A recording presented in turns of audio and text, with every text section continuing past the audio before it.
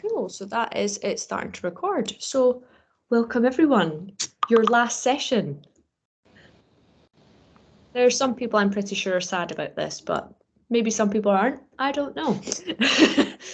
You'll get your Wednesday lunchtimes back for people that are in BST time. So if it's 12 o'clock for you, you'll get your lunchtime back. But yeah, so what I'm going to do is I'm going to share my screen with you. And as always, when I open you back up, it will appear on the same screen. There you are. Da, da, da. Apologies, I have no idea how to switch off that noise. Trying to see if I can mute. But okay, so hopefully you guys can all see my slides. Yeah, good. Yeah, cool. Okay, so again, ask me any questions throughout. What I'll do is I'll just open the chat function so that you guys can see. Apologies, my God, people leave me alone. Okay, so this is the last session today, and it's called the Right to Work, which may seem like a really weird kind of a weird sort of title, but so far, what have we gone through? Well, at the start of the course, we went through what is a disease, and it's not just about a symptom, something that you can physically see. So we went through Lyme disease, but there are many other diseases as well, but it's not something that is classified as symptom. It's about the thing that causes you to be unwell. So it can be like a bacteria, it can be a parasite, it can be, for instance, in cancer, it could be a misfunctioned protein, something that's in your body that should be working, but unfortunately it's broken. We then learned about drug discovery. What was drug discovery? And we learned about how it's the making of a medicine, and it's using scientists to do this. There are lots of different disciplines involved. And in some cases that we have, well, not in some cases, all cases, we still have to use animals. And you had a nice talk from Erica, who showed you about the care and professionalism that goes into working with the animals in research. So today is about talking about as well, who is going to be doing drug discovery? Can you do drug discovery? Do you want to do drug discovery? And are you allowed to do drug discovery? So these are all different factors that hopefully that we'll cover today. And these are just some of the objectives. I'm not going to read through them, but basically we'll be looking at what does it mean to do drug discovery and how do you get there, basically, and to show you that it's not for everyone, and that's not a bad thing, but it's to show you that who can get there and who can't. And also as well, it's to make you understand is where do you fit into this process? You know, do you want to be in this process as well? As always, I love a Mentimeter, and I'm pretty sure you all love a Mentimeter as well by now.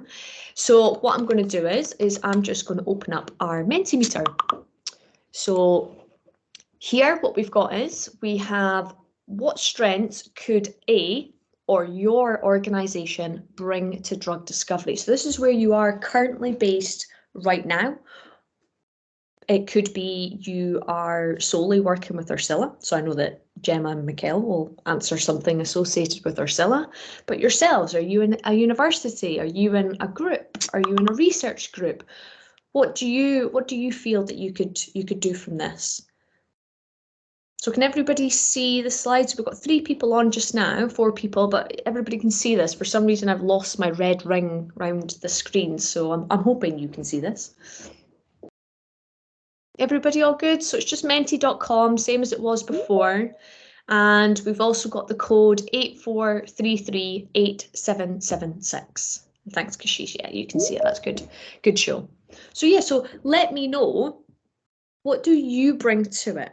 Now, this could be the sense of, you know, what can I say without giving you an answer? Well, actually, I can start you off with an answer. What do you bring to drug discovery? I bring a computational knowledge. That's what I bring. I mean, not me personally, but, you know, that's what I bring to it. So yeah, so we've got here data management. Yeah, that's what you bring to it. Machine learning, high throughput experiments. Yeah. These are all things that you can bring towards drug discovery. What other things though? AI, like that, that's quite a good one. Chemistry experience, fantastic, because you saw in the drug discovery pipeline, you had that medicinal chemistry was a discipline that was needed. So yeah, fantastic. We've got predicting HOB. I'm unsure what predicting HOB is. Hopefully that's something, maybe jargon word associated with data management. I'm unsure. Feel free to elaborate. Let me just get rid of that so I can see all the answers here.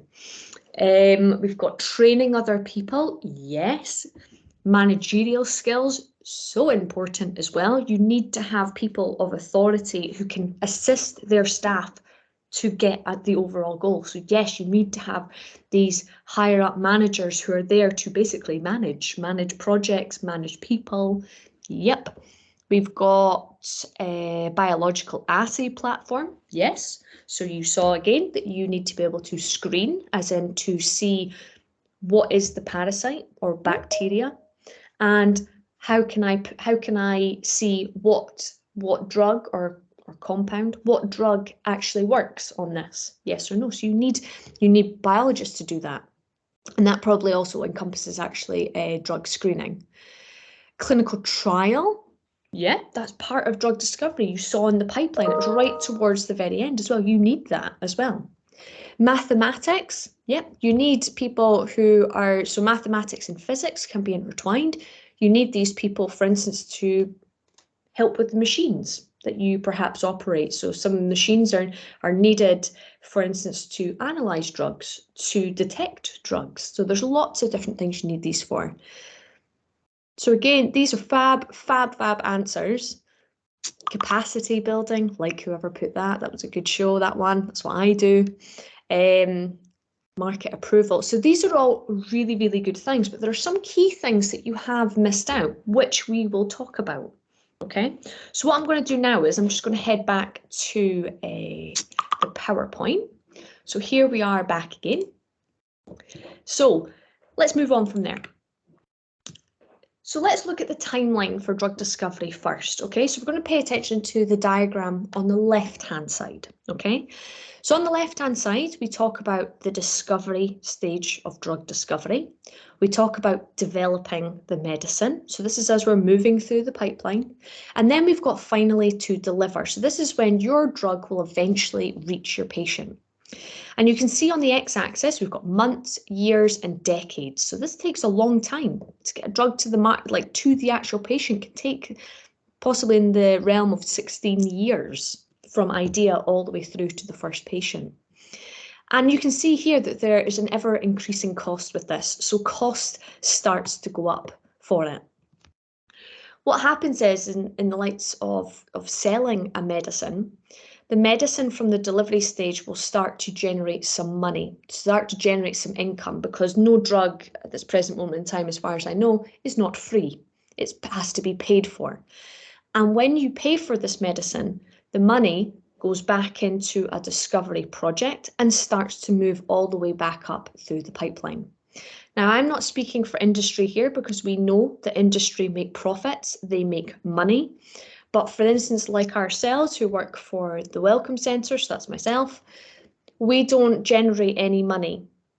What happens is we are not for profit, which means any revenue that we get always goes back into projects or into grants. We don't get any money back from it. But then when we look to the right-hand diagram, so we've talked about the forever increase of money as we move through the different decades of drug discovery. That's just for one project. As we look on the right-hand side, we can see that as we start going through the drug discovery project as well, the size of your project team is exponentially growing. Now, we only studied in, I think it was the second session, about drug discovery. Someone got a question? Don't worry if not, that's cool. Feel free to ask. So in the pipeline, we talked about medicinal chemistry, we talked about biochemistry, and we talked about DMPK, drug metabolism, pharmacokinetics. That's what Erica was talking about at the last session. That's 3 disciplines, but you saw that what you bring to drug discovery or could bring to drug discovery, you saw that there's lots of other disciplines in there that I didn't mention. Things like managers, I didn't mention that before, but you still need them. So as you start moving through, as your project starts to succeed and generates more and more data and needs more and more resource, the amount of people you need starts to become quite a lot. Okay, so these are 2 things that are mentioned in drug discovery. One is money, and the second is people. So this slide is encapsulating money. How much money is spent on the drug discovery pathway? Solange, have you got a question? I think he's all good. So moving on from there, so money. So think about yourself as the project team. How are you going to get this money? So you can get money from lots of different places. You can get it from funders, you can get it from the government, you can even get it from industry, and you can even get some things from your actual, if you're from an academic institution, from them. But in order for you to be able to work with all of these different people, you need to make a network. You need to be able to know who to speak to. You create partners. For instance, you might perhaps do something for them and they do something in return for you. You might all start to work together to form this network. So this can be a way to get money, but it can also be a way to get knowledge and resource. So also important things. So this isn't an exhaustive list, but it's just to show you the different sorts of organizations that can make up a project team, who you could go and speak to for your network. So think about, where do you fit into this, and do you know any of these people or any of these connections throughout this cycle? So you all saw this last time as well. This is the drug discovery pipeline that you saw, and we talked about the 3 different disciplines. So last time I had arrows coming down to show you how where they were weighted, as in where they were used the most in the pipeline. And basically this diagram is just condensing it down into a rectangle. You can see that I said to you that there's an exponential growth of people as you start to move through the pipeline, but you can see on here it seems to be quite empty. There, you're using biochemistry and medicinal chemists, but towards the later stages, it only seems to be really one discipline that's actually involved. But drug discovery is interdisciplinary. You need lots and lots of research. And how do you get that? Through your network, through your partners, or perhaps even within your own institution. So these are just examples of some other disciplines that are still needed in this process. And you have to ask yourself the question, well, do I just have a biochemistry unit? Do I just have a pharmacology unit? What do I have? What do I bring? And then I need to try and source and find all these different disciplines to help me achieve my overall goal, which is to reach clinical trials. So thinking about you working in your own institution, so your own team. So think about, I want you all here to think about, I am one person. What do I bring to a project? And this can be knowledge. This can be expertise with a particular equipment. It could be the fact that you're very good at networking. I don't know. Whatever it is, you bring something to the project. And then if you think about, what does my team look like? So who is in my team? Let's say there's 5 people. There's 5 other people in my team. What do they bring in the team? Well, they probably don't have the exact same knowledge as you. They probably bring some other unique knowledge that they possess. That's how you work as a team. They probably bring some other sort of resource knowledge as well, like being able to use, I don't know, a software that you don't, or perhaps being able to analyze particular kinds of data that you don't, but that's what makes you a team. A team is built up of many different expertise. But you're just one single team. So think of you as just one discipline. So most of you here are from data science. So you're one discipline. But then you work within a project team, and the project team has multiple of these small teams like you. It has quite a few of them, and they all bring in their own expertise into it as well. And that's just within the one unit. So that's within, let's say, the one department. But you may want to collaborate with other departments. So then this team starts to keep growing and growing and growing, and the amount of knowledge that goes into this team keeps forever expanding as well. So you then say, okay, what information, what expertise do I have as an organization? And if I don't have some expertise, how do I get it? So this is just, it's a little image of Brazil, but it's showing you 3 different collaborating organizations. They are in the same city, but they are in different institutions, but yet they have all of these different teams, project teams, departments. So that's how they all fit in with each other. So we're going to go back now to Mentimeter. Okay, so let's go back in. Reach the end of my presentation. That's a bit sad. Don't know how that happened. Let me just click on the next button. Oh dear. Not to panic. I will get your slide for you.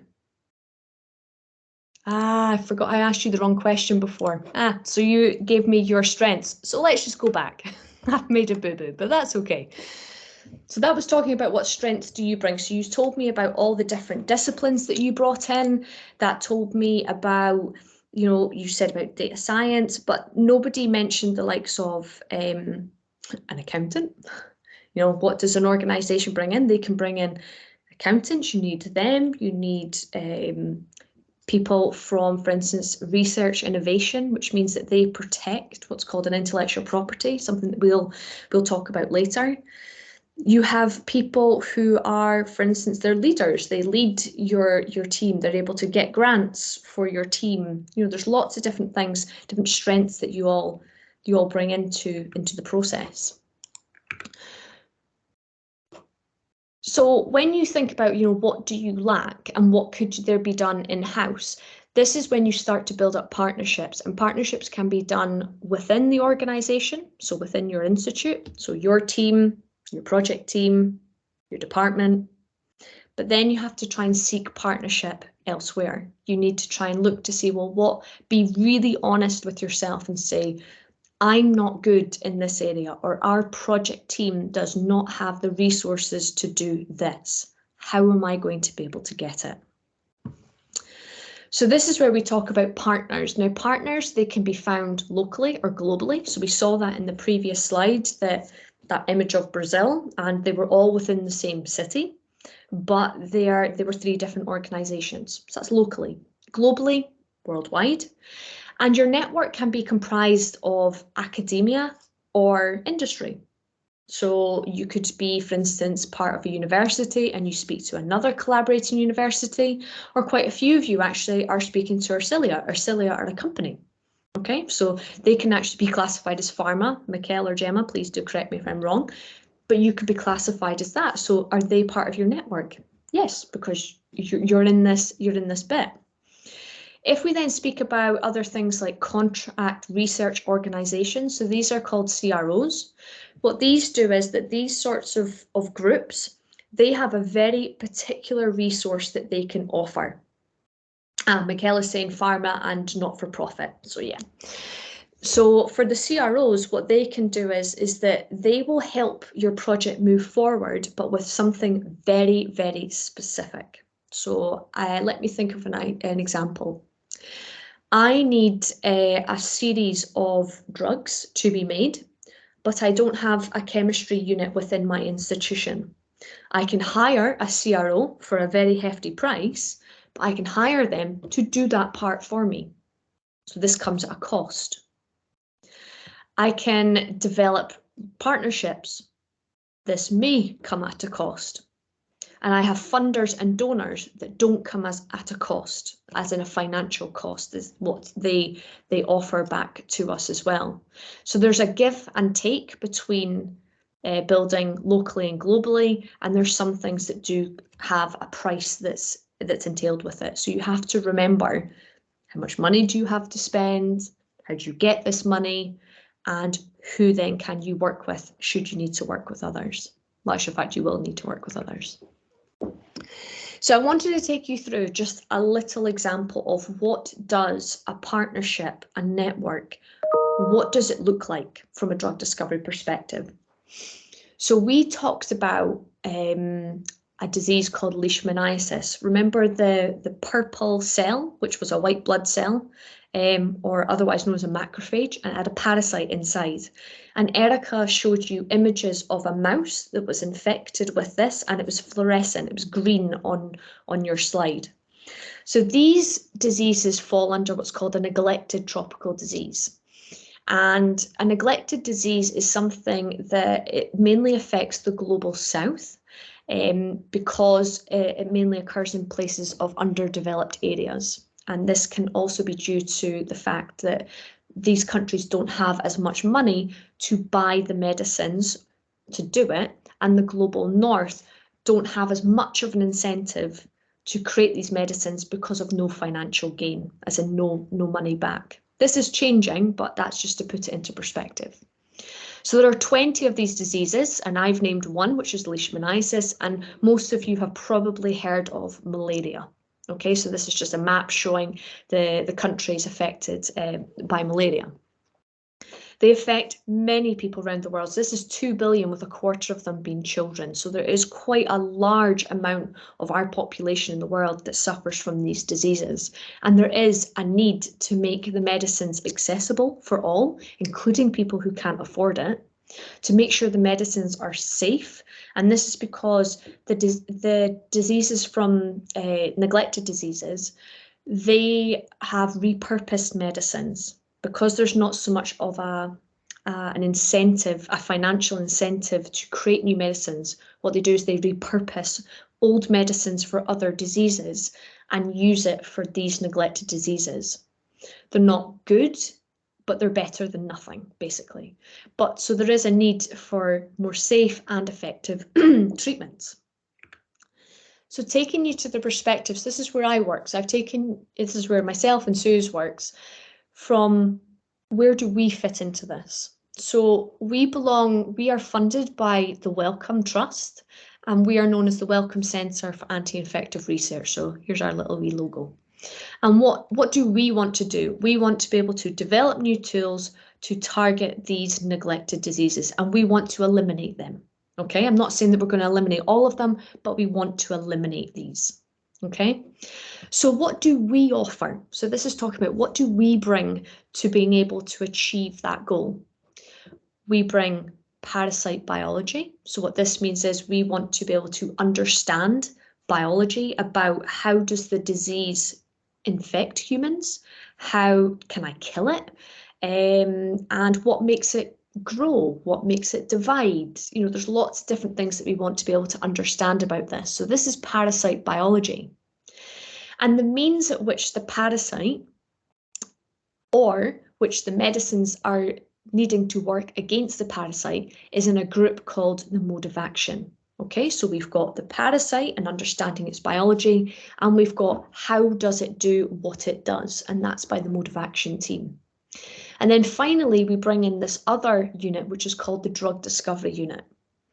So it's no, you know, it's given by its name, it's doing drug discovery. What does it bring?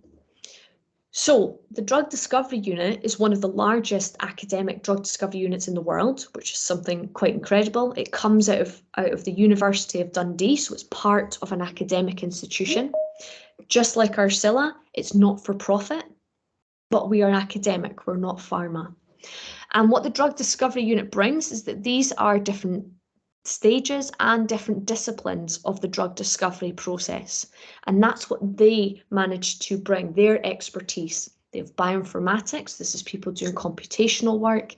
We have DMPK, which is down here, biology, chemistry, and so forth. We bring quite a lot of expertise. So you should be saying to yourself, maybe right now, saying, okay, well, you seem to be able to have an understanding of the biology. You seem to be able to look into how will something work against the parasite or well, in this case, parasite. And you also have the drug discovery capabilities to do it. So surely that's you. You should be able then to go and create your drug, get it into clinical trials, and off it goes. But that's not the case. So this is all of the CARE collaborators. These are all the people who help us, or we help them, to achieve this overall goal of neglected diseases. Okay, so we've got in the UK, so we're mainly based in the UK, we are based in the UK, but we've got universities. We've also got, if we look to the likes of Central Europe, we've got companies, Enemine, Evotech. We look to far out in the world, the likes of Asia, we've got Wuji, which is one of those CROs that I talked about earlier. Our network, our collaborators are comprised of not just academic, but also as well pharma. Pharma is what you can see as GSK, that's Glaxo there as well. We have a large amount of collaborators to help us achieve that goal. So despite us having all of those resources, all of that expertise in-house, we still need help. And there's no disadvantage to asking for help. Okay, you need it.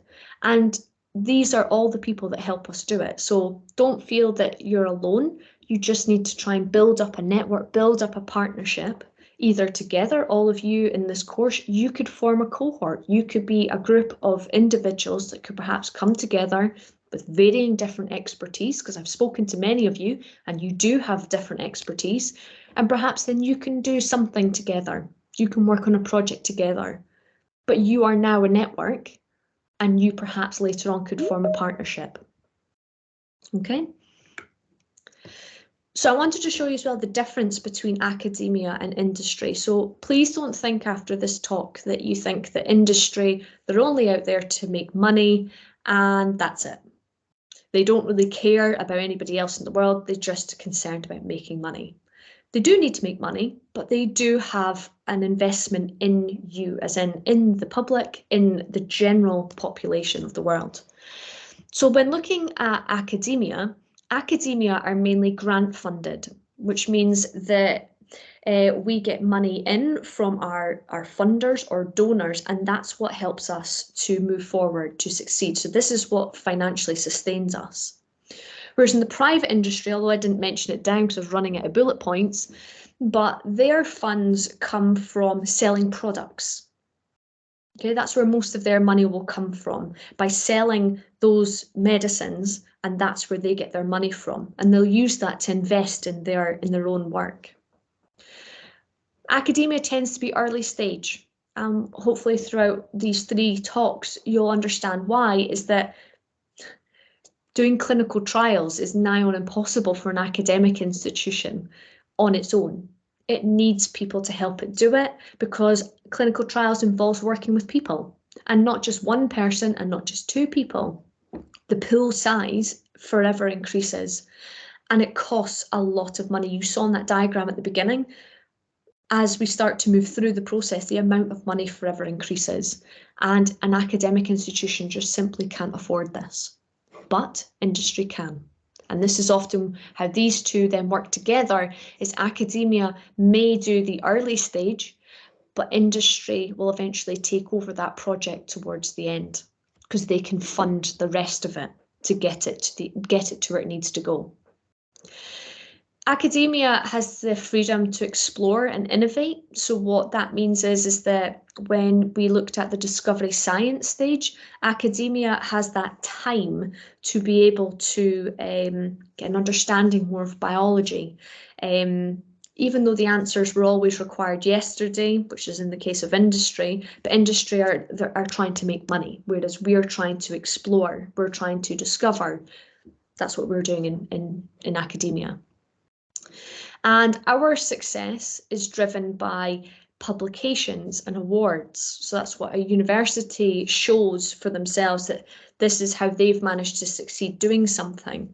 Whereas industry, how they succeed is the ability to sell their product. And this can be done through something called patents, which we will talk about just in the next couple of slides. And academia tends to be on focused research. So you saw as well that I talked about neglected diseases. There are lots of other diseases in the world, and I've just mentioned them. And we don't work on all 20 of those neglected diseases. We don't have the infrastructure or the expertise to do that. But in industry, because they're a much larger organisation based in lots of different places of the world, they can handle multiple different research areas, multiple different projects all at the same time. So we move on. So that leaves us into this thing called patents. Okay, so this is something that I just mentioned earlier, how patents I mentioned under the industry section, but please don't think it is just for industry. Patents can sometimes be for academia, but I'll show you why academia may not be so involved with patents as much as industry. So anybody here, you can stick up your hand, you can write down in the chat, whatever you like. Anybody heard of patents before? Anybody know what they are? I know I've kind of given you pictures on like the sides and everything, but anybody heard of it before at all? I'm just keeping an eye on the chat and everything. Yeah, Mikhail has, yeah. Don't worry, we'll talk about what patents are, okay? So there's something that's called intellectual property, and this is a way to protect your invention from being made by others. And the reason being is because it can help you to be able to sell your final product to make money at the end. And so it just says here it can be protected from commercially made, used, distributed, imported, or sold to others. And there are different types of intellectual property. We've got patents is the top one that we'll speak about today, and we won't speak about the last three, but I do have some cool stories about them. We've got copyright, which you'll see on many different things. I don't have anything to hand that has something on it. We've got trademarked. If I had a can of Coke, which you might have seen me in a previous talk that I had one, that will be trademarked. Coke will be trademarked. And the design of a Coca-Cola bottle is actually copyrighted. And then we have trade secret, which means that it's not a document and it's not something that can be bought. It's something that is housed within a certain company. And this can be the likes of Gore-Tex, if you've heard of that. It's like a material that is weatherproofing inside of your clothes. One example. But something I wanted to get across to you is patents. Now, patents are held at this place called the WIPO, and there's also a website as well. So I put this down at the bottom for the references. The WIPO is where it houses all of the patents, as in where patents will be made available for anybody to read. And you're thinking, if this is meant to protect my invention, why are they showing everybody what my invention is? Should it not be kept a secret? Well, no, basically, all it's doing is it's showing others what it is that you've made and saying to people, well, you can't do this. You have to do something different. You can't do what somebody else has already done. So it's a way of almost like public knowledge. Now, this is a question for all of you, okay? And I can't hide anything, but does anybody know what this is? So it's a diagram, it's from a patent. Does anybody know what that is? Seen this diagram before, perhaps? Anywhere? Anybody want to hazard a guess?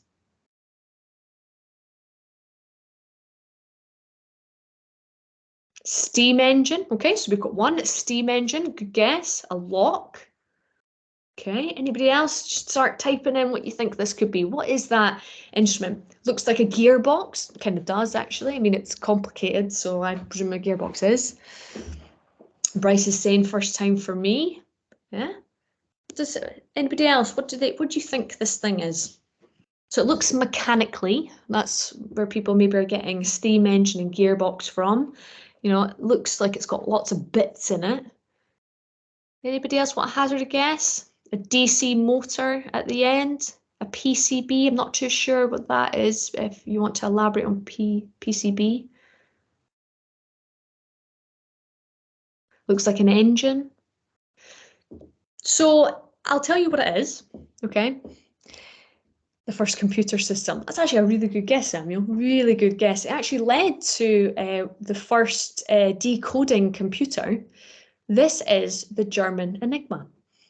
So this is a patent. Somebody patented the design of this Enigma and they put it and submitted it to the WIPO. And they did this prior to World War II. And the search in World War II was to try and find this Enigma, to try and study it, see what it looked like.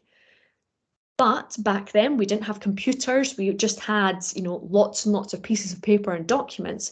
And this document that detailed the building of this Enigma was actually held in this office, but you couldn't search for it.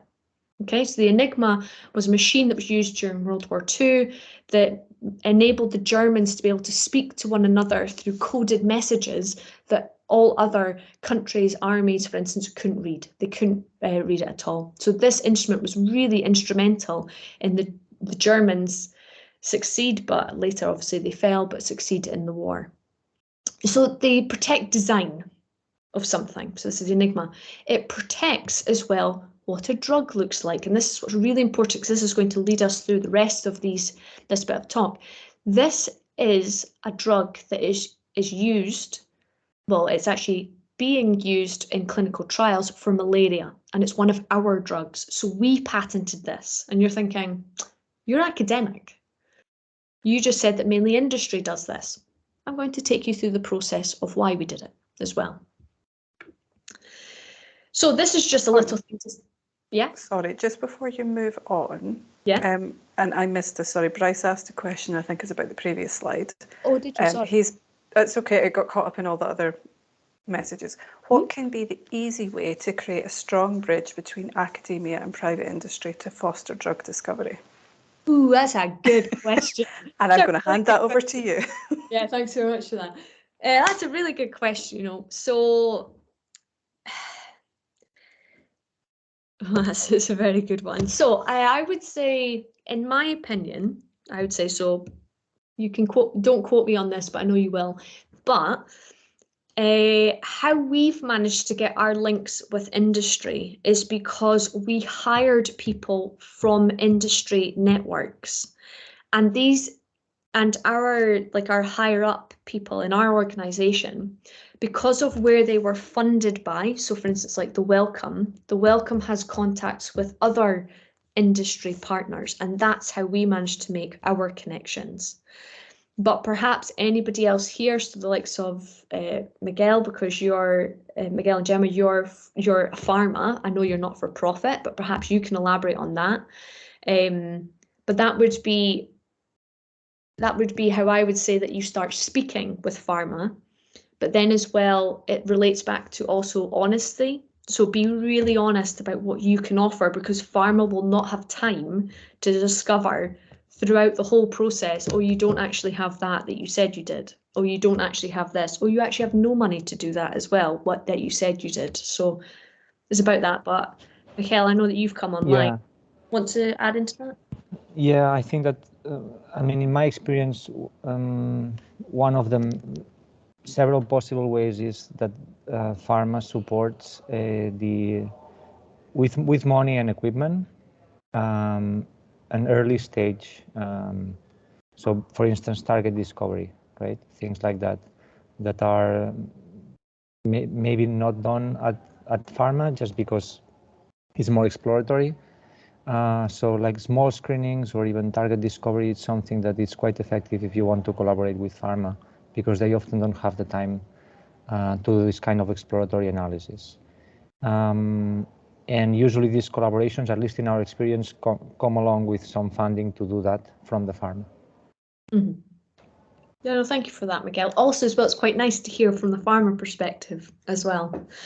So that's quite good. Thank you very much for that. I think that was Bryce, did you say? I'm just trying to scroll up. Yes, so Bryce, hopefully that answers your question. Please feel free, post more into the chat if it didn't, or just keep the questions coming. It's absolutely fine by us. So we'll move on. So what can be patented? So it was just showing you in the previous, you can patent design. And now I'm going to speak more for medicine. Okay, so I'm not going to go into you can patent a car, you can patent an oil rig. I'm not going to tell you those things. You can, for medicine, you can patent your product. So this can be technically classified as a product. This is something that is used, actually, I think this was a diabetes instrument. And you can patent formulations. So once you have a drug, you all know medicine is taken through a pill, an injection, something, and you've got to try and put that together. And that's what's called formulation, to try and get your chemical drug into something that the patient's actually going to be able to take. And that's what's known as formulation. So you can patent that.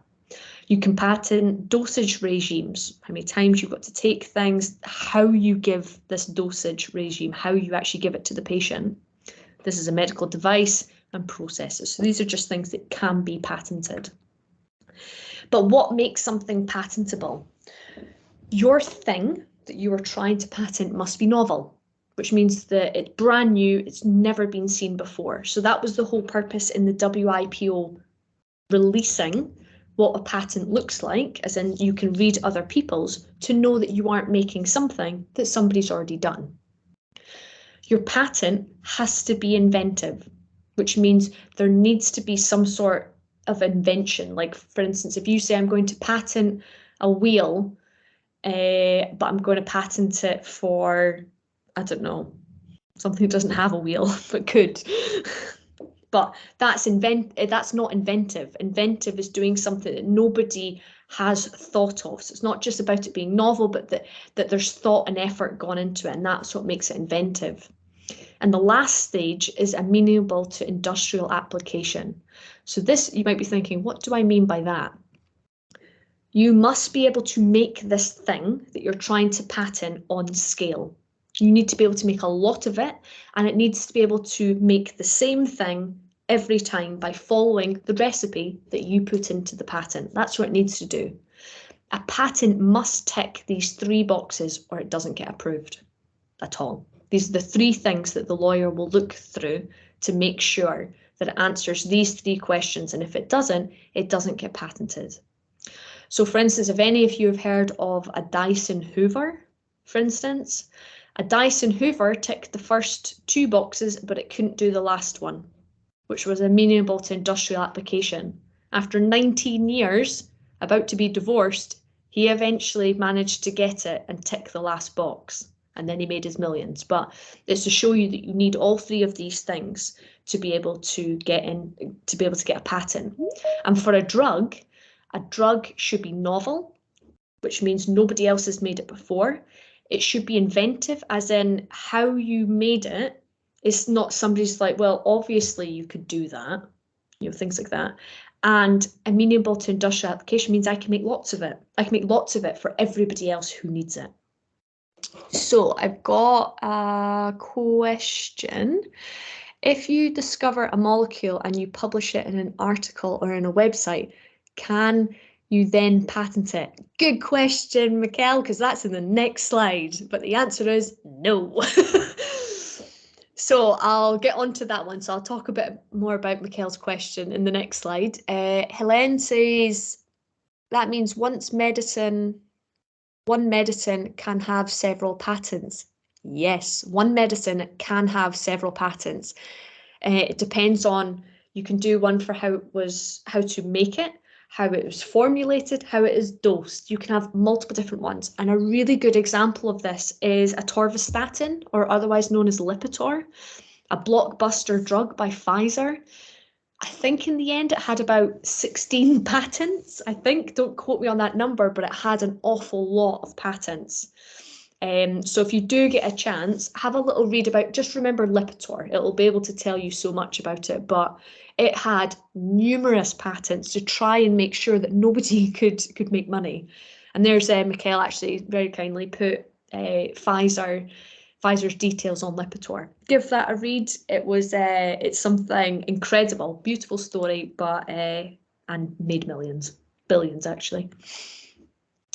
So in answer to, hold on, I'll answer Bryce's question first. So Bryce, what happens if you have the same innovative drug discovery at the same time from different research groups? Good question, Bryce. Who made it first? Where's there a timestamp? Who made it first? So there has been a known case, 2 research groups, 2 drugs, and they both filed at the same time, which means they both applied for this patent at the same time. And the patent office said, well, who made it first? So what they did was they went back into the lab books of the scientists where the drug was made, and they looked at the date at which the scientist made the first drug. And that's what it went down to, the lab book of the scientist and the date. And one group beat the other because it was made earlier. That's how important as well lab books are. Everything you write down, so important. Notebooks, everything. These are the sorts of things that get submitted to a patent office. I've had notebooks that have been submitted to a patent office to detail when I've done stuff. Okay, so it's so important, but 2 different groups working at the same, like submit something at the same time, it's whoever did it first. Whoever has the evidence that they managed to do it first, that's who wins. We actually had a project I worked on a while ago. I'm not going to tell you many years ago, but I had a project, and just as we were getting the paperwork for the patent, there was no patent on it, and a research group published in an article a molecule that looked very similar to the one that we were working with for the same disease. They didn't patent it, but they published it, and we weren't able to get a patent. That was the end. And we're like, oh, great. So these are the sorts of things. Patents, intellectual property, it's a fascinating subject, and I could speak about it all day, which I won't, but you know, should you want to know more. Mikhail's asked as well, for the drug repurposing, repositioning, in case you mentioned, how is this resolved? As in the sense of patents, do you mean, Mikhail? Yeah. So in the case of patents, so drug repurposing, a drug was once in its patent, the drug will state what it's going to be used against. And it will say against malaria. You can't patent a drug that targets everything in the world. That's not allowed. You have to be specific. It has to be novel to what it is you're trying to do. So for drug repurposing, you can get new patents for a drug for a different disease. So for instance, another case, Pfizer. Let's go back to Pfizer again. Pfizer had a medicine that was meant to be really, really good at treating the heart. It was meant to be good, okay? But when it was in clinical trials, it was discovered actually it had another purpose. And this other purpose was Viagra. I'm not going to tell you what it did, but you all obviously have heard of Viagra before. Pfizer had a patent for it working against this cardiovascular condition. Then what they did was they filed a new patent and sold it under the name of Viagra. Okay, so for erectile dysfunction, they sold it for that. And they made a lot of money because they managed to file a separate patent because it had a new purpose. Okay, so it was an inventive purpose, it was a novel purpose, and they could make lots of it. So industrial, so it ticks all 3 of those boxes. So yeah, good question again. So for Kashish is asking, how much money and time has been spent on that? Don't ever ask yourself the question on how much money is spent on things. So patent. It's like when you told the story. Sorry, can you? Yeah, you can hear you. So like when you told the story of how you made a drug and then another company made drug and then they got to before you did. So I'm just commenting that how frustrating it must have been for you that you spent so much time and energy on it and money, not to forget, and which in academia is also limited, so that makes it worse. So I'm just understanding that it's much quite frustrating that they got it before you. But that leads me to the question that so in this case you weren't able to get it first, which means that you didn't get a patent. But does that stop you from making the drug available and like available and useful to anyone, or is it like it has to have patent in order to be released? Yeah. So what you're asking there, so what we did and what often does happen is that if it's been disclosed previously, so I said to you it was a molecule-like, it wasn't the same molecule, it was a molecule-like. So what a patent has in it is, a patent is very clever. So when it's written, it tries to hide the original invention in it. So what it does is it throws lots of data in it, and somewhere within that data is the actual thing that they want protected, which makes it really difficult for somebody else to read through this document. It is a document, they're terrible, they don't even have control find on it either, which is even more frustrating.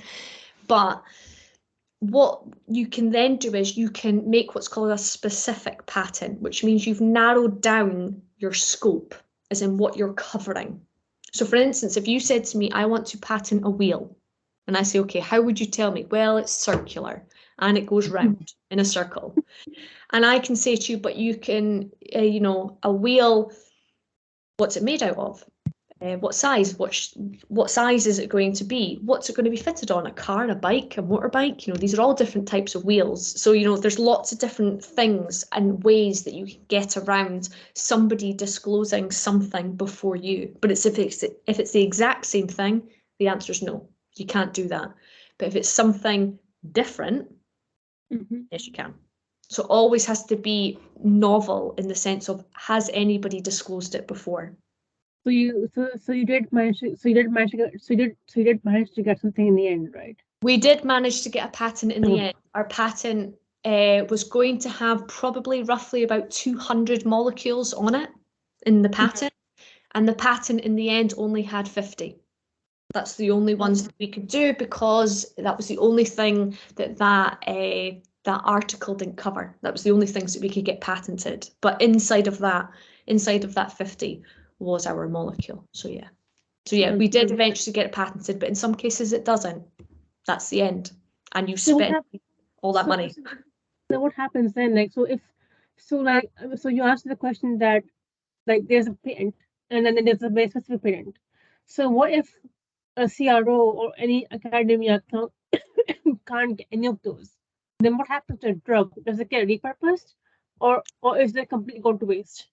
Well, no, because that'll be the end. That'll be the end of it. So if you can't repurpose it, as if you're not working on another disease and the medicine has no other uses, that's the end. It can't do anything. It doesn't meet these 3 criteria, so it doesn't get patented. That's the end of it. And it's a lot of money wasted, but yes, it is wasted, but, you know, we're connected to people in the world, so there's obviously somebody has worked on the same thing as that we have. So does that answer your question, Kashish? No, definitely. So we can conclude that patenting is a compulsory, basically. Yeah. Thank you, Laura. That's me. Okay. You asked another question, that if a drug cannot be patented, can it be of any use? Okay, so hopefully that answers that question as well then. That it can be, it just depends on what it is that you're going to try and use it against. So answer to Mikkel's question before is, if somebody discloses it, as if somebody shows it to somebody else, can I still get a patent? The answer is a downright no. Okay. You can't talk about, so if you're working on a confidential project, you cannot talk about it to anybody outside of that project team or anybody who hasn't signed a confidentiality agreement, okay, to say that you can share confidential information. If you do, and it's documented, this is called disclosure, and you will not be able to get your patent.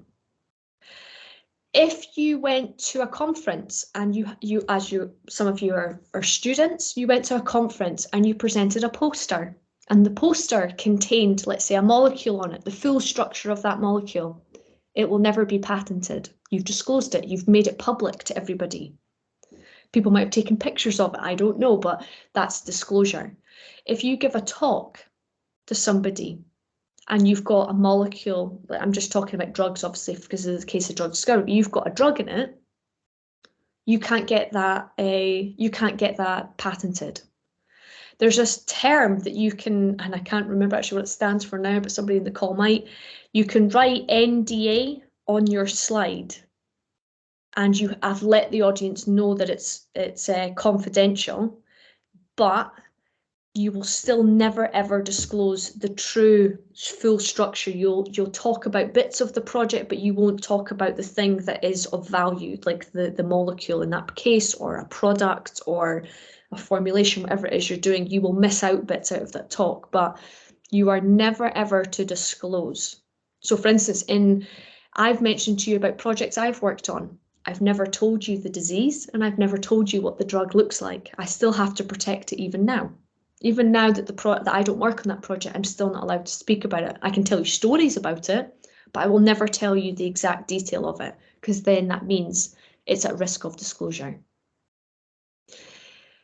Has someone beat me to it? So this is what we talked about, freedom to operate. So that's why you submit things to the WIPO, so that patent office basically, where they're all stored, so you can look to see, has anybody done it before me?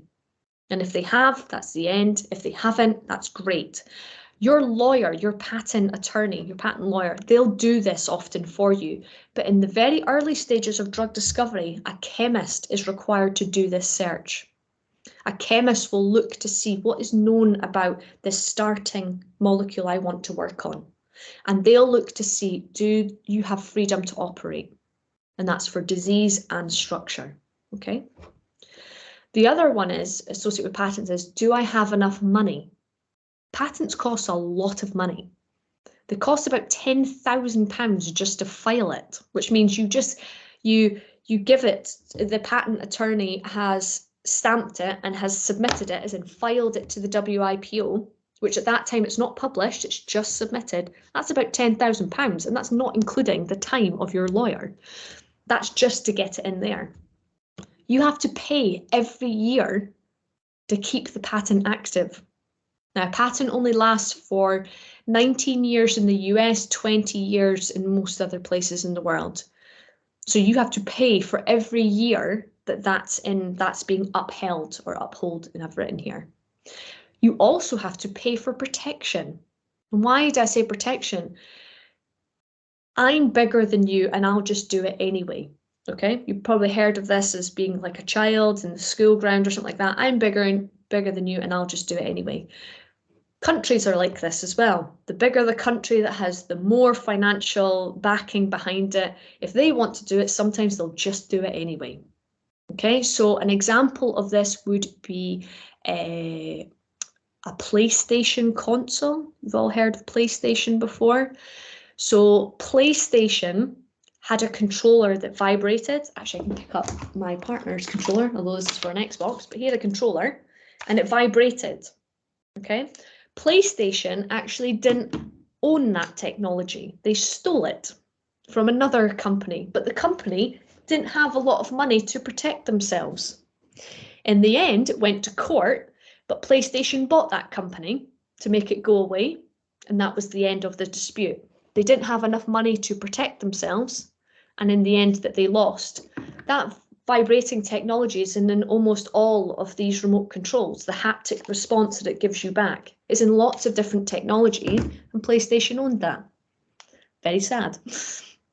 Countries that are guilty of this, there are two main countries that are guilty. One is China. They're quite guilty of doing these patent breaches, and surprisingly, Brazil. They are two countries that seem to keep trying to evade patents and do it anyway. And some get away with it, some don't. Just before I move on to the last bit, I'm just going to answer some questions here. So Mikhail's first question, does that slow down science and hamper collaboration? So if that is about patents, so file and uphold, and protection, freedom to operate, and disclosure, if we're talking about those three things, does it slow down science? Yeah. Is that... Yeah, basically the first one. Don't talk about it. For disclosure, yeah. So does it slow it down? Yes. Does it hamper collaboration? Could do. Okay, so it'll slow down science because let's say I'm working on something that Mikhail is working on, and I know quite a lot about something very specific that I know that could probably help him, but I can't tell him. I can't tell him to try and help him advance his bit because I would be breaking my confidentiality agreement with my institution. How could you get around that? You could collaborate. You could partner with each other. That's a way that you can get around that. So long as both institutions wanted to work together, they can. We're both not-for-profit, so probably we would. Does it stop any collaboration? Could do. You get your legal departments involved with both institutions, and they can perhaps have a conversation, like all of them together, if they want to work with each other. If the answer's no, the answer's no.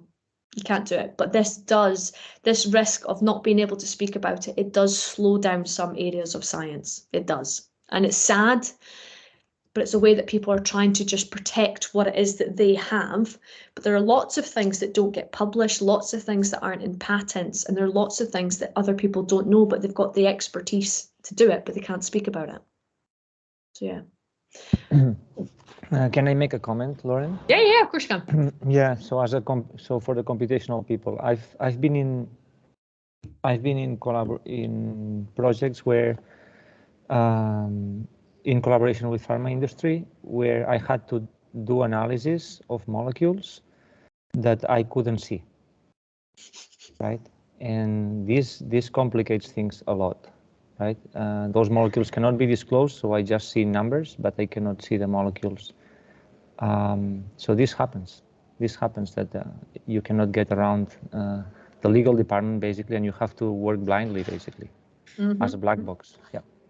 Yeah, no, I was say, Miguel, that's happened a lot in things. So for instance, we do something, our institution, that's called blind screening, which means all we get in is a molecular weight and a number. And that's it. That's all that we've got to analyse. Now, we have chemists at our work that are trained to go through data and to understand why perhaps you might get something like a weird result. But because we don't know what it looks like, we can't give an opinion. We can't help. That's the end. So that happens quite a lot, actually. I had, from a technology perspective, so still in science, my PhD was with a company, GSK. So I did my PhD with them, and I was using a technology that was patented. But the full workings of how the technology worked was a trade secret, which means you didn't speak about it. But I knew how it worked because I did it for my PhD. But in my final viva, which means I've got an examiner, I had a moderator, which made sure I didn't say something I wasn't supposed to, or my examiners didn't ask me a question that was forcing me to tell them the answer about the technology.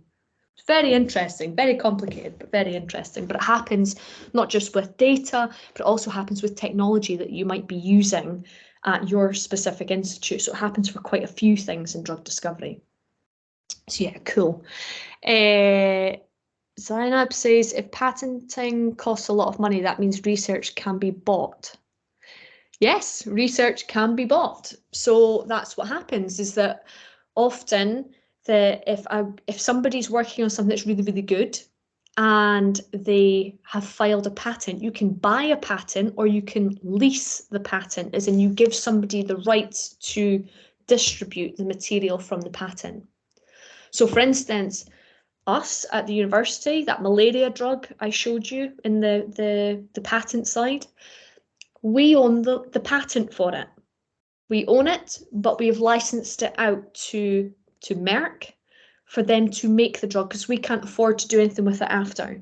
So something that's really nice about a patent is a patent only has on it the inventors, the people who invented that thing.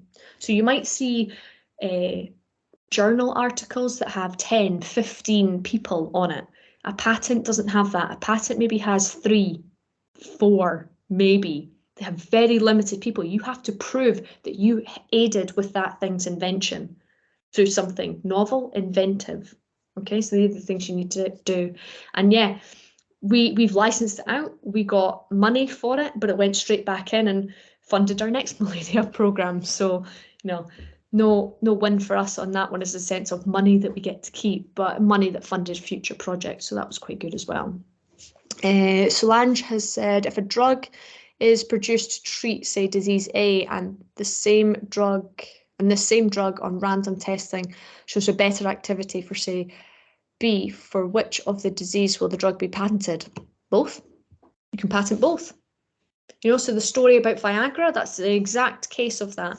Viagra was originally for a cardiovascular problem, and then it was for erectile dysfunction, and it had 2 patented. It was still being able to be used for cardiovascular problems, but it wasn't so popular, but obviously it was very popular for the second method. So you can patent for both. It's a repurpose. You repurpose the drug. It's still novel, it's still inventive, and you can still make lots of it. So yeah, it's a good question, Solange. So Michaela's asked, how many years is a patent active? Okay, so a patent The day that you file your patent is in the day that you have this piece of paper and you give it to the WIPO. That is called filing. That is day one of your patent being active. And your patent, for most places in the world, is 20 years. For America, it's 19. Don't ask me why it's 19, but theirs is 1 year less and it's 19 years, okay? You will have that patent active prior to clinical trials and possibly in the early stages of drug discovery. Clinical trials can take possibly 8 years, maybe longer to complete. Then you've got early stages of drug discovery to contribute with. So you've lost a couple of years there as well. You only have a finite lifetime to then gain any money from that, to be able to get back any money. So there are lots of cases, I can't think of drugs actually off the top of my head, but there are drugs that they were only able to start generating money in their last year of the patent being active, in their last year. But they managed to make enough money in that particular case to recuperate their loss. I can't remember who it was. I was about to tell you, I do remember writing something about it, but there's many cases out there that you can do that as well. So 19 years in the US, 20 years in most other places. For Danshiri, can't you convert the numbers back to molecules? No. No matter what. So this was in Mikhail's case and possibly the same as our ones. No.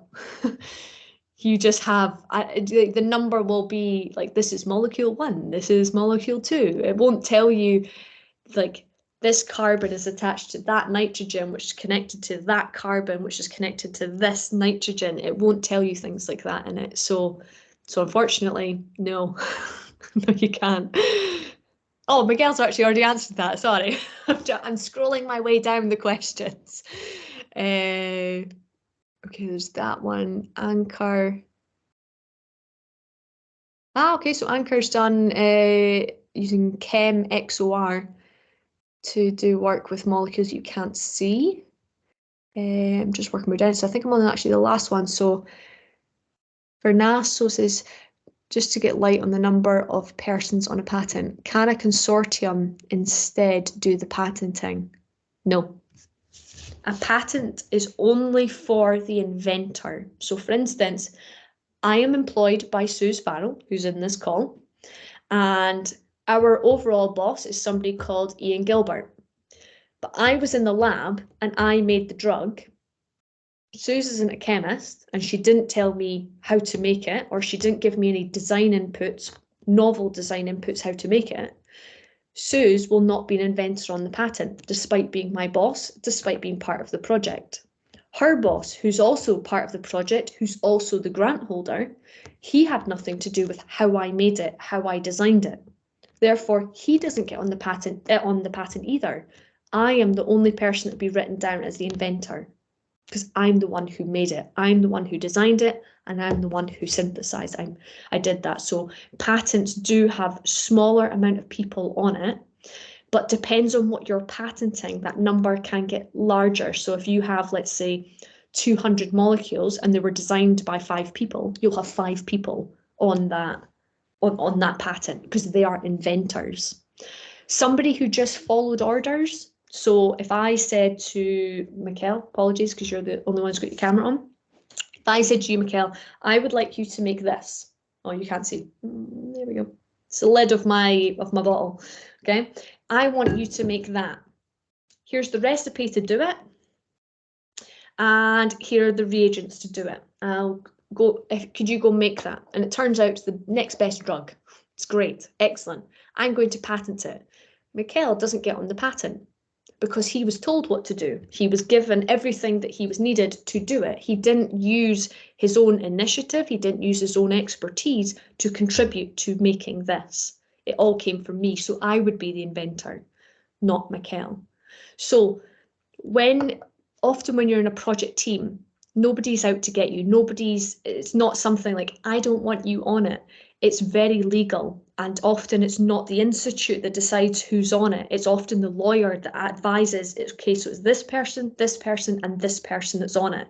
It has to be precise.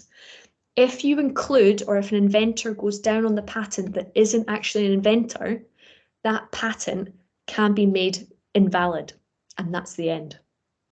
And it's been disclosed because you disclosed it in a patent, so that's also the end of the series as well. It's very legal how they do that bit, but it's not something to discredit like Mikkel for making it. It's not to discredit him. That's the law. He would have to provide evidence that he had some sort of novel input into that. If he didn't, it's unfortunate, but you write academic papers. Mikkel would be first author on this paper that has made my bottle. That's what he would get out of it. So there is still glory, if it were, and patents in academia as well. Like, you know, we can like license out a patent. Us as the inventor doesn't get any money for that at all. Like I say, it goes back into the university. If the university will give it back, we'll put it into other projects. So yeah. Hopefully that answers your question. And then for Bryce, I think Mikkel actually this is for you. How is it possible to work without knowing the structure by knowing how AI works? Does that might be for you, Mikkel? For that depends obviously what you were doing. I think you've also. So I can already answer. So basically, you, Bryce, you give the company some scripts for encrypting the data. So they give you encrypted data that is not human readable, but you know how to process with AI. So basically, you are just given a set of numbers instead of the molecular structure. Then you get the results and you give them back. Hard going. It's also protect themselves. That's it. It's all for that. So this leads me on to my last point, which is here. Where do I want my patent to be valid? And I say worldwide. There is no such thing as a worldwide patent. So you have to get protection in whatever countries you need protection in. So for instance, you're in the UK and you've made a medicine that's mainly for people like the likes in the US. You'll patent in the UK and you'll also patent in the US because there are companies in the US who will also want to make money, and they can start making your compound if you haven't protected in that country. So you have to protect. It's not only just a document that protects your invention, but it protects people from making it within that country. So what you have here is this is a map of the world. And all the colours in blue are countries that have all signed into what's called this Patent Cooperation Treaty, so the PCT. What that means is that you're granted for a very small amount of life of your patent at the very beginning, you are granted protection in all of these countries highlighted in blue. You're thinking, you don't have a worldwide patent, but you've got this. It's only valid for a number of years, very small amount of years. I can't remember off the top of my head how many. But basically, it's like, I would like protection in these countries, but I've not made up my mind yet which particular countries I want protection in. So this gives you protection for a very small amount of time before you've made up your mind which ones, and then you start filing in all these different countries. So this is something that is very, very useful. I think, if I remember off the top of my head, I think it's 189, I think, perhaps countries. Maybe don't quote me on that number, but it's very close to it. But it's down here within the references at the bottom. But that's how many countries have actually signed into this PCT agreement. And it's something that is incredibly useful. It does cost more money, but it does offer you greater protection, especially if you've got something that you know is going to be something massive and substantial. It's going to generate mass amounts of income later on. So this is something that's done. It's quite expensive. Often academic institutions won't do it because they don't have enough money. This is something that tends to be industry because they do have the money. But yeah, it's just showing you the possibility of it as well. So you need protection for your invention. You need money to uphold it. You need to make sure nobody's done it before, and you need to pick the countries that you actually want protection in. So yeah. And what I'll do is I'll just get to my last slide, and I can take any other questions from that. So this is the right to work. Okay, so we covered money. You need money to do it. You need knowledge and expertise. You also need a clear strategy. You need to know what it is that you have, what you want to achieve. So we talked about that in the drug discovery talk as well. What do you want to get from it? But also as well, then what do you lack? And what resources you lack? This is where you can pick up collaborators, partnerships, networks. And last of all, you need more money, because you always need money. So drug discovery exponentially costs money. So I just put together, it was our team in 2019, when we actually took photos of our team. Don't know why we don't, but here we are. But you know, this was a training team who are all part of a network. They're all part of a trainee network, which is something that I'll invite you all to join as well. This is where you can meet other people that we have trained from around the world, mainly from the global south, because this is who we work with as well. These are our partners, like the training team's partners and collaborators. But if there's, you know, you saw in that network slide, we've got a vast amount of contacts, and, you know, we're always willing to help. I know that some people have contacted me already on Slack about wanting to ask about courses and certain help on things. I'm more than willing to help. And if I do know the answer, I will obviously tell you. If I don't, I'll go and try and seek it out. But it's to show you that it's about working together with people from many different places. And I can't honestly tell you how many countries are actually encapsulated in this one picture. But there's many people, many different places, many different institutes and organisations that all work together to do that one final goal. So yeah, so what I'll do is I'll actually just stop sharing so that you don't just see me all the time. And if you've got any questions, so I know there's one question a couple of questions actually maybe in the chat, but if you've got any other questions, you know, please do say. Okay, for Danshiri's first question, I'm hoping that Mikkel or somebody from the data science bit could answer that, because I have no idea what you've asked there about it's homomorphic encryption. Yeah, the answer is yes, Danshri. Homomorphic encryption is one of the techniques that you can use. Quite a technical question, yeah. Cool. So we've got another question. A patent filed anywhere in the world doesn't technically apply to the entire world then? No, unfortunately not. That would be lovely if it did, but no. A patent, when you file a patent, you have to stipulate what country you want it to be protected in. And you may miss out a country. That's why that PCT agreement, that sort of the initial stages, that's why it's quite good, because it gives you an opportunity to look to say, well, where would I want it to be patented into?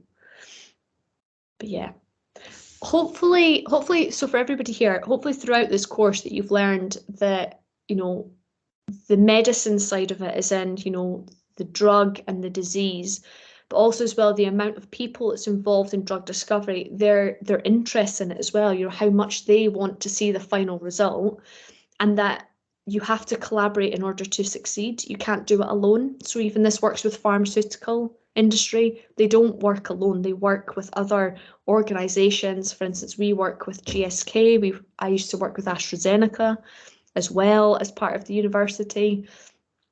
You have to work with these people in order to get to the overall goal. Our malaria drug, we did it in collaboration with a charity, which was called Medicines for Malaria Venture, MMV. And we also did it in partnership with a company, because we didn't have enough money to take it through after patenting. We didn't have enough money to take it through clinical trials. Merck is doing this for us. Merck, who's a large pharmaceutical company, they're doing it. So they're doing the expenditure on this as well. So, you know, it took quite a lot of people to do that. So does anybody else have any other questions? And hopefully I have answered all the questions in the chat. Please do say if I've missed out anybody.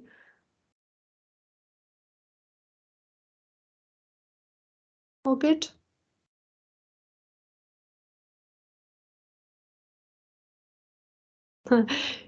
You're very welcome, Mikkel. Bryce, are there any possibility to receive hands-on training in drug discovery at Dundee? There is. I might ask actually Suze just now, because I don't have a browser open, but we can post a link to our training page. So as the training team, we train people from mainly from disease endemic countries in drug discovery. It's hands-on, it's practical, and it goes through an interview process, but we teach in the area of medicinal chemistry and pharmacology. So Suze's posted the link, thank you very much, Suze. As we teach in those two areas at present. It's not just limited to that, but it's also dependent on what your background is. So we teach mainly people from PhD, so towards the later stages of PhD, and early career researchers as well. We have had professors as well that have attended, so it's not just unique, but the level that we start to take in is the late stage PhD student is what we would do.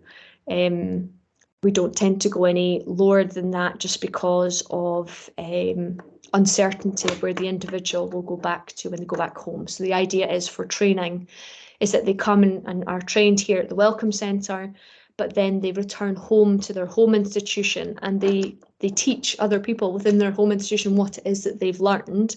And that's how we then start building up a network, building up a collaboration with the institute, and perhaps other people may come from that same group, or perhaps a neighbouring group wants to come and do something. So if you check out that bit on the website, there's an application process as well. Just check that out.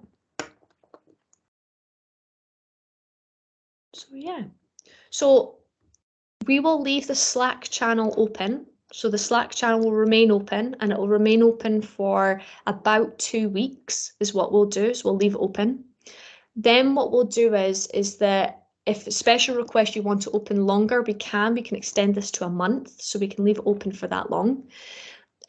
What we will do is that we'll be writing to you with certificates, a survey. Please do fill in the survey. So this course, the Introduction to Drug Discovery, was one that was a first-time run, and it was ran first time with Ursula as the partner, so collaborators in it as well. And your feedback to us would be excellent. If you've got anything positive or negative to say, that's absolutely fine. It's all anonymous as well. You'll be receiving a link to that, and I would encourage you all to fill it in. It'll help us to develop this course further and to see whether it's something that we would keep progressing with, or something that we need to alter and change for audiences.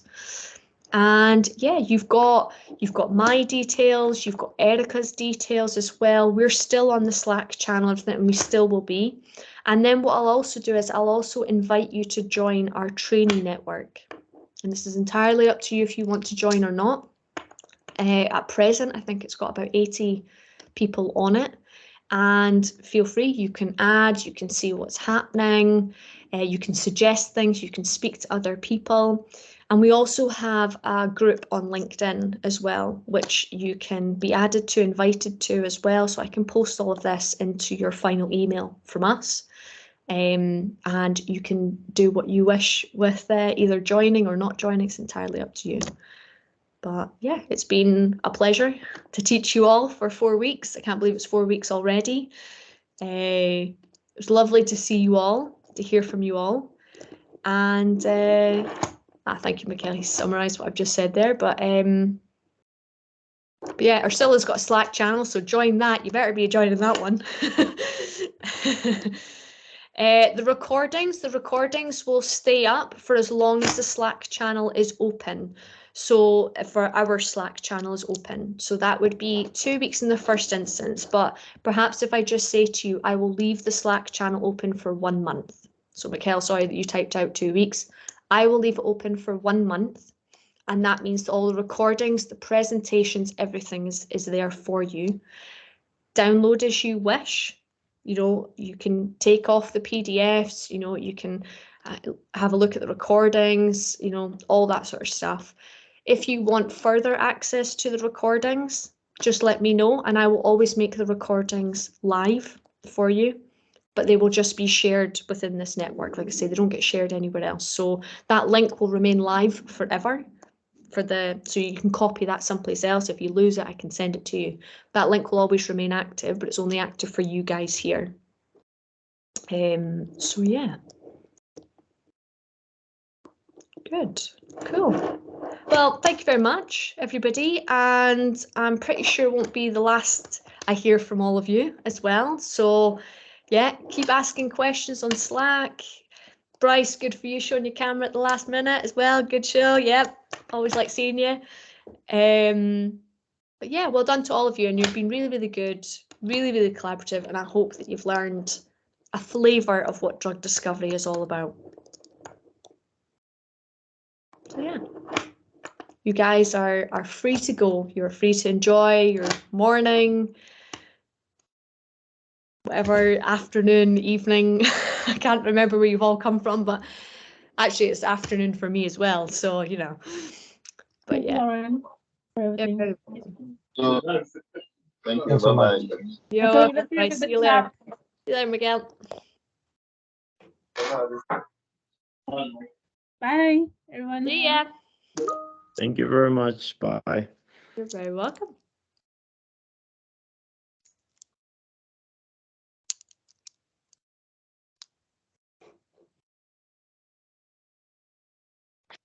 Thank you from Zambia.